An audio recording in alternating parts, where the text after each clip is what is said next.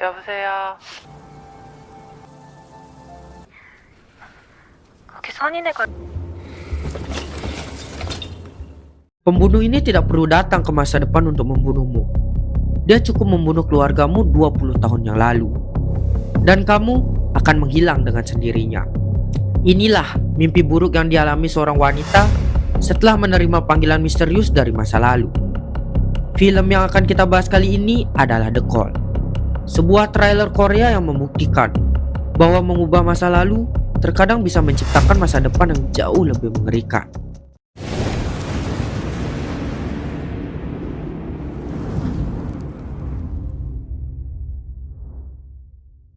Film dimulai dengan Kim Seon yang sedang dalam perjalanan pulang ke rumah masa kecilnya.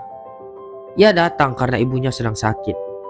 Hubungan mereka juga tidak terlalu baik karena Seon masih menyalahkan sang ibu atas kematian ayahnya bertahun-tahun lalu. Kemudian saat tiba di rumah tua itu, suasananya terasa sunyi dan menyeramkan. Di tengah membereskan barang-barang lama, Seon menemukan sebuah telepon kabel tua yang sudah terlihat sangat usang. Malam harinya, telepon itu tiba-tiba berdering. Di ujung sana terdengar suara seorang wanita muda yang panik. Wanita itu mengaku sedang disiksa oleh ibunya. Awalnya, Seon mengira itu hanya prank. Namun panggilan itu terus datang setiap malam.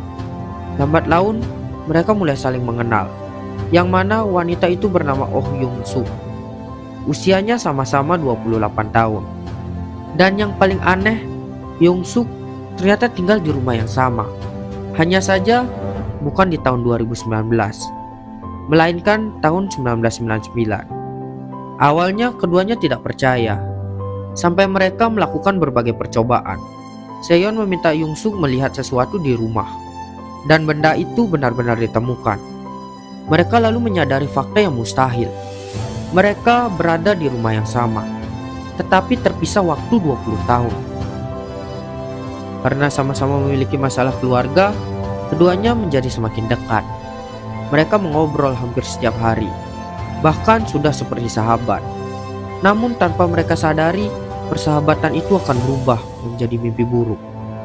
Suatu hari, Seon menemukan fakta mengejutkan. Dulu ayahnya meninggal dalam kebakaran rumah. Peristiwa itu terjadi pada tahun 1999, tahun yang sama dengan kehidupan Young Suk. Menyadari kesempatan emas ini, Seon meminta Young Suk memperingatkan ayahnya agar ia tidak meninggal dalam kebakaran rumah. Young Suk pun melakukannya, dan hasilnya langsung terjadi. Dalam hitungan detik, realitas di sekitar Seon mulai berubah. Foto-foto keluarga berubah sendiri, rumah berubah, serta semua kenangan berubah. Dan ketika ia membuka ponselnya, ayahnya yang selama ini sudah meninggal tiba-tiba hidup kembali. Bukan hanya itu, keluarganya sekarang menjadi kaya raya. Seon akhirnya mendapatkan kehidupan yang selama ini ia impikan. Semua berkat bantuan Young Suk. Namun kebahagiaan itu tidak berlangsung lama. Di sini Seon mulai mencari tahu lebih banyak tentang sahabat barunya. Ia menemukan arsip lama tahun 1999. Dan fakta yang ditemukan membuatnya merinding. Menurut catatan kepolisian, Oh Young Suk sebenarnya sudah mati. Ia dibunuh oleh ibu tirinya saat ritual pengusiran roh. Artinya wanita yang selama ini berbicara dengannya seharusnya sudah lama tewas. Saat itu juga Seon mencoba memperingatkan Young Suk.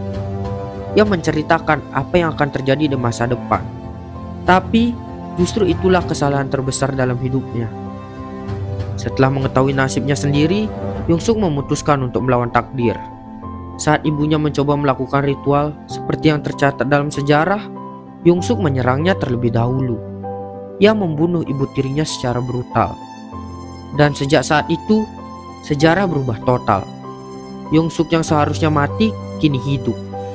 Namun, kehidupan barunya justru melahirkan monster yang jauh lebih mengerikan. Ternyata selama ini Young Suk memiliki gangguan psikologi serius. Setelah bebas dari pengawasan ibunya, ia mulai membunuh orang-orang secara sadis. 1 korban, kemudian 2 korban, lalu 3 korban. Jumlahnya terus bertambah. Dan karena ia hidup di masa lalu, Setiap tindakannya mulai mengubah masa depan Seon.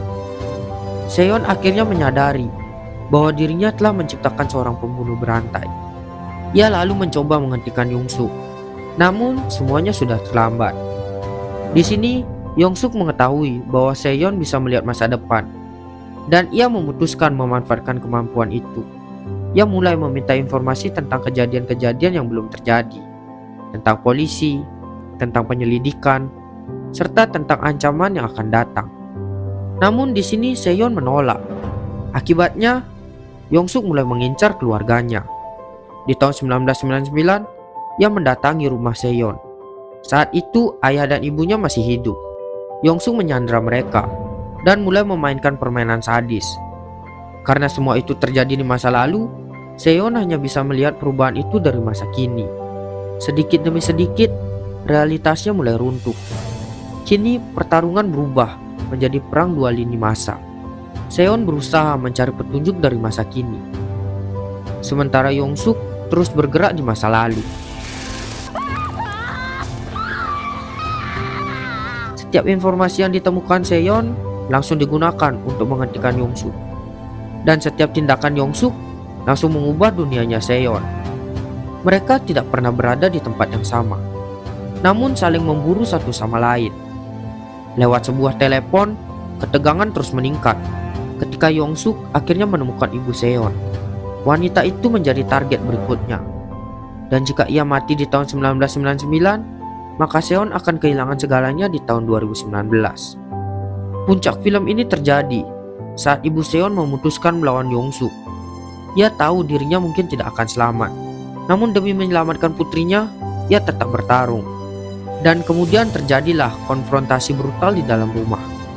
Sementara itu di tahun 2019, Seon menyaksikan semuanya berubah di depan matanya.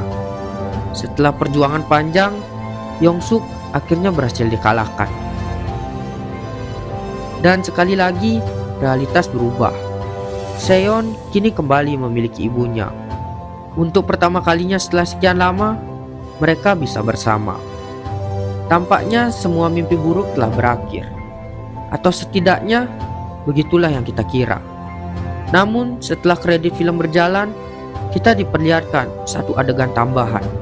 Dan adegan inilah yang membuat ending film menjadi jauh lebih mengerikan. Ternyata Yongsuk versi masa depan masih hidup. Ia menggunakan telepon yang sama untuk menelpon dirinya sendiri di masa lalu. Ia memperingatkan semua kejadian yang akan terjadi, termasuk bagaimana dirinya bisa dikalahkan. Begitu informasi itu diterima, lini masa berubah sekali lagi. Ibu Seon tiba-tiba menghilang. Dunia kembali berubah.